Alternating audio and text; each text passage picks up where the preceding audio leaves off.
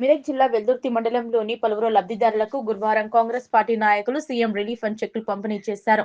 అనారోగ్యం కారణాలతో ప్రైవేటు ఆసుపత్రిలో వైద్యం చేసుకుంటున్న కుకునూరు గ్రామానికి చెందిన బాలమణికి 60,000, బొప్పిటిరమకు 60,000, దుంపల రవికి 17,500, పంతులపల్లి గ్రామానికి చెందిన అబ్బంపేట సత్తయ్యకు 20,000ను నలుగురు బాధితులకు సీఎం రిలీఫ్ ఫండ్ కు దరఖాస్తు చేసుకోగా 1,57,000 రూపాయల నిధులు మంజూరయ్యాయి.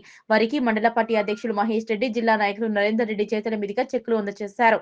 తెలంగాణ రాష్ట్ర ప్రభుత్వం నిరుపేదలకు ఉపయోగపడే విధంగా సీఎం రిలీఫ్ ఫండ్ ద్వారా నిధులు కేటాయిస్తున్నారని, నిరుపేదలకు త్వరగా నిధులు మంజూరు అవుతున్నాయన్నారు. ఈ కార్యక్రమంలో మండల అధ్యక్షులు మహేష్ రెడ్డి, జిల్లా నాయకులు హన్మన్నగారి నరేందర్ రెడ్డి, రాష్ట్ర ఫిషర్మెన్ కార్యదర్శి తల్లారి మల్లేష్, మాజీ వైస్ ఎంపీపీ సుధాకర్ గౌడ్, మాజీ మండల అధ్యక్షులు నరసింహారెడ్డి, సీనియర్ నాయకులు అన్వేష్, వెంకట్రెడ్డి, సొసైటీ డైరెక్టర్ కృష్ణగౌడ్ తదితరులు పాల్గొన్నారు.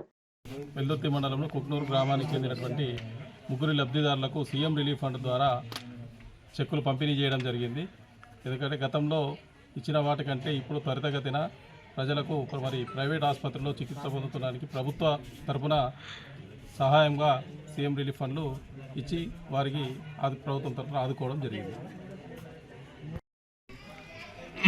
కుక్నూరు గ్రామంలో ఏదైతే నిరుపేద లబ్ధిదారులు ఎవరైతే ఉన్నారో ముగ్గురికి ఈరోజు ఇద్దరు కుక్నూరు, ఒకటి బసాపూర్ సంబంధించిన లబ్ధిదారులు పంతులపల్లికి సంబంధించిన ముగ్గురికి సీఎం సహాయ ద్వారా 3 చెక్కులు అందించడం జరిగింది.